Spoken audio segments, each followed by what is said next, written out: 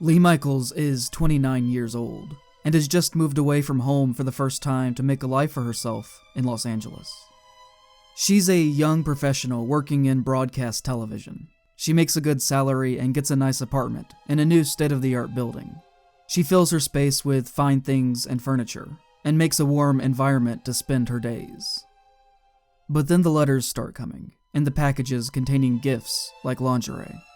And the phone rings constantly.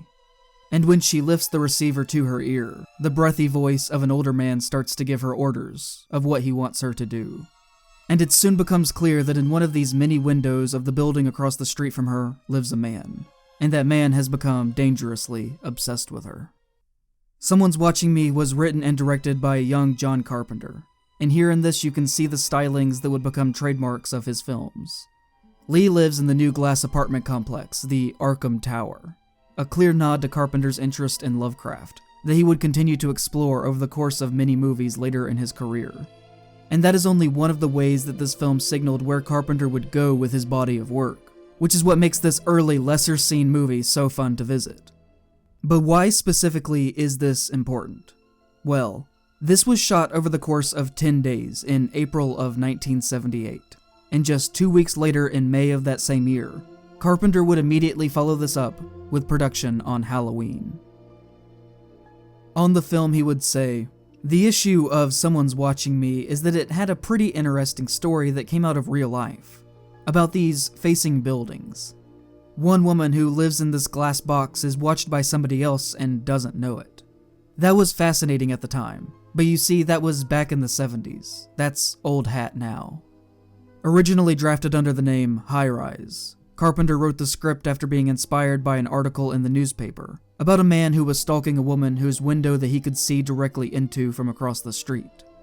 At this point in time, he had already made 1974's Dark Star and 1976's Assault on Precinct 13. And while they have been retroactively looked back on and seen as early hallmarks that did some creative things with the budgets that they had, at the time you could not describe either of those films as commercial or critical success stories.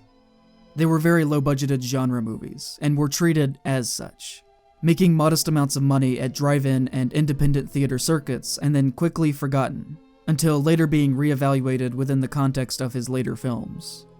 To make ends meet, in this time he became a studio scriptwriter, and turned in drafts of screenplays that were assigned to him, most of which would be put into a drawer somewhere and never be made.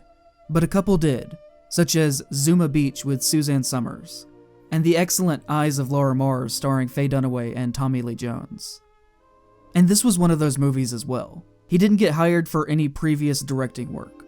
It just happened to be a script that they liked, that had moderate but not severe content, that could be done for television with a reasonable budget. And part of his contractual agreement said that any projects that he wrote, he would at least be considered by the studio to direct the film, which he was allowed to do so here. Because this was through Warner and not an independent production, this would have been the first time that Carpenter would have been allowed to work with a union crew and use the big filmmaking toys that they had at their disposal. So even though it was shot in a short time frame of just 10 days, you can see on display a lot of experimentation going on here, as far as the camera is concerned. Because in a way, this would have been the first time that he would have been free to do so with actual good filmmaking equipment. Both Dark Star and Assault on Precinct 13 look shockingly good for their time and the constraints of their production.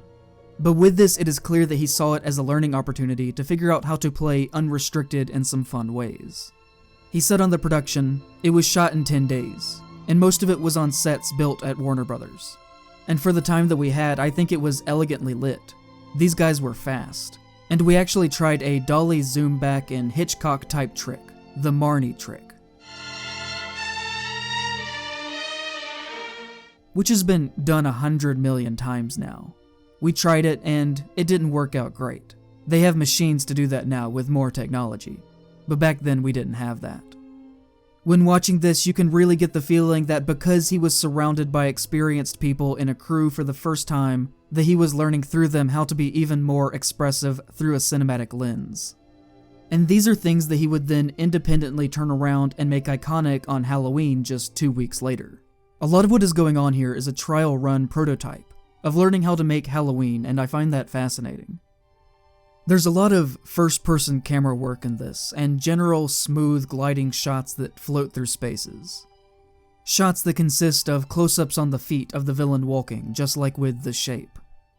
The killer hides in the background of shots in her apartment and just outside the window in the yard. And thematically, it's a movie about a dangerous man invading the space of a young woman, and about cops who are aware of what is going on but unable to stop it. It has the tone and feel of being made by him, just like his later projects do, but there are a few things missing in that formula here. Because it was shot for 1970s television, it does not feature that crazy wide frame that he loved to work with. And also because he was so inexperienced, they didn't allow him to score this either, which gives it a unique identity that makes it stand out among his work as something that both does and does not feel like a John Carpenter film. The shoot went by without any issues. Carpenter himself was described as relaxed and comfortable and fun to be around on set. It was, by all accounts, a low-stress environment. Near the end of production, there was a particularly dangerous stunt, where the actors leaned over this real ledge. None of this was a special effect.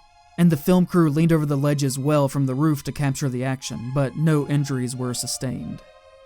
The movie was completed on time and on budget, with no real issues to speak of.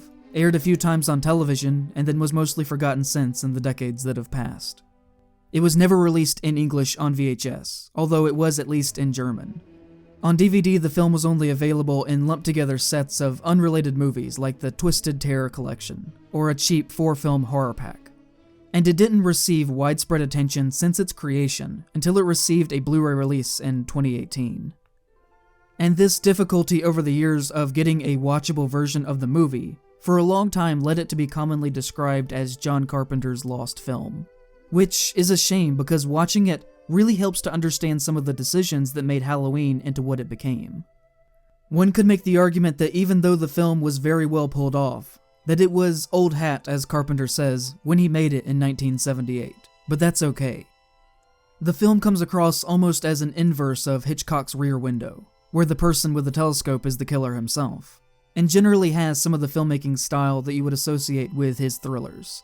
The opening of this film even acknowledges that inspiration. The title animation emulates the stylings of Saul Bass, and the music is reminiscent of Bernard Herrmann.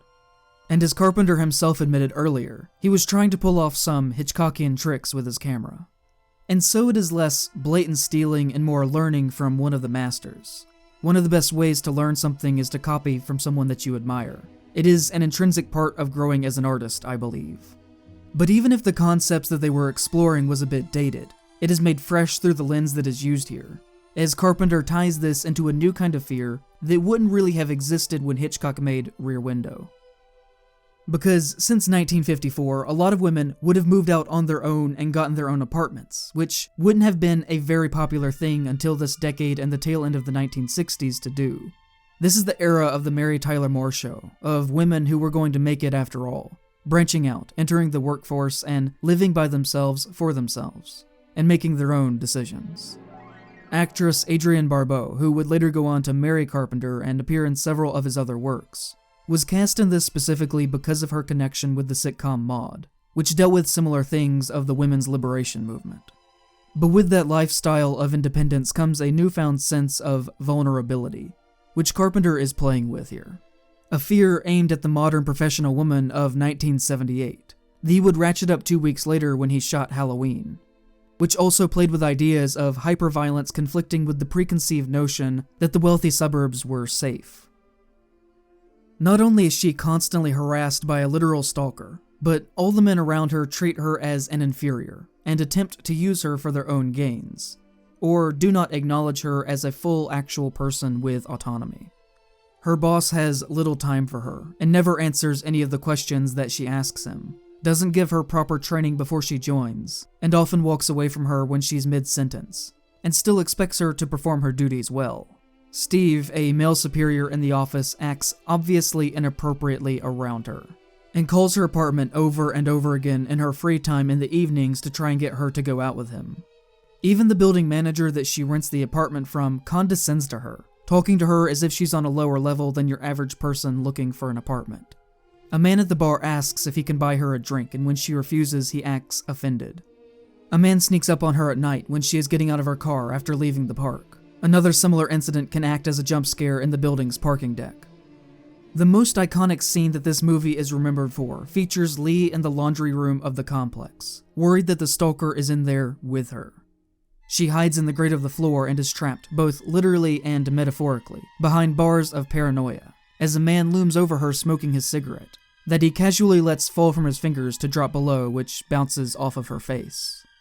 The stalker is not and never was down here, but as long as he exists and could approach her at any time, then to her and from her perspective, he is everywhere all at once and all of the time. Not even the solitude of her own home is safe. He is an all-consuming, all-encompassing, dark cloud that makes every aspect of her life miserable.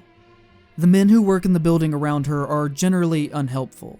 The only men who act like she is in a position to be respected, aside from her partner, are also the ones that act like bumbling, unhelpful idiots, hand-delivering messages from the stalker even after being told that the stalker is a dangerous person, and refusing to get involved in the situation just because she feels uncomfortable that a nice man is sending her packages and letters in the mail. From their perspective, there isn't an issue. Sending someone letters and gifts isn't against the law, after all. She is made to feel naked and alone in the world, and vulnerable because the very people whose job it is to protect her are ineffective in doing that. When she tries to report what is going on, Officer Hunt writes everything off and tells her, "I mean, what do we call the crime, Peeping Tom? When he calls again, blow a whistle into the phone. Get your number changed. Get an unlisted number." "You can't do anything but give advice?" she asks. To which he says, No, I can't. Not until he does something." At which point, of course, it will be all too late. Once he sneaks into her apartment and kills her, all that's left for them to do is hold a trial and clean up the mess that he left behind. This character is, by the way, played by Charles Cyphers, a Carpenter regular from Assault on Precinct 13, The Fog, Elvis, and Escape from New York, who also most notably plays a similar unhelpful cop in both of Carpenter's Halloween films. In one scene, Lee is out to dinner at an Italian restaurant with her friend Sophie, who is also a very important character in horror history, as not only was she an unambiguously openly queer character on television in the year 1978, she also fills the role of the platonic best friend, without there being a single moment of tension or weirdness between them about it. This treatment of her character is handled better in this film than in almost any other work of modern media. And in this scene, the server comes up to their table with a bottle of wine, to which Lee is confused, saying that they didn't order anything. And then the server says that it was sent from a gentleman at the bar. She spins around to see that he is already gone. "What did he look like?" asks Lee, to which the server says, "Just a man." If The Thing is a movie about men and masculinity and how men interact with each other, then this is his take on a movie about the female experience and perspective of living within that world. Carpenter's building a world representative of that 1970s idea of the male frustration out of the growing independency and agency of women in society, the workforce, and the home, and is materializing that and bringing that into the forefront in the form of the stalker character, who is trying to control every aspect of her being as if he owns her. The stalker creates a haze in her mind that affects every decision that she makes in her day-to-day life, and never lets her rest in comfort or feel joy. Even when her boyfriend comes into the room, it's filmed like a jump scare, because she can never be sure which man it's going to be this time. As long as he is still out there, she can never feel safe. She will never feel happy. The final act of this story is shockingly similar to that of Halloween. She comes home, and in the mirror the stalker has written in the steam, "No one believes you." A similar game-changing moment within the story to the Judith Myers tombstone sequence.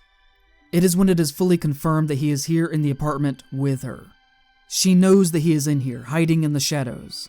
And this whole sequence acts as a practice for that Laurie and Michael face-off at the end of his next film.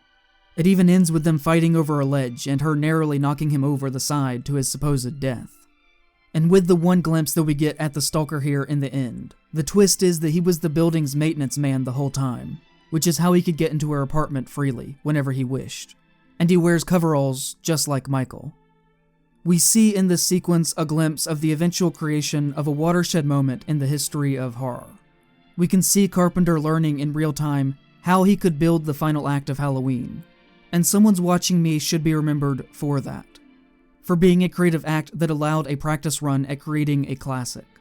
but it also has its own message that is distinct unto itself, that I also think is important to recognize. A snapshot at a changing world, a shift in cultural dynamics that is on display in these final moments, where we are left with this long shot of Lee watching out of her broken window, as the many realizations of what has surrounded her with the modern world all come crashing in at once.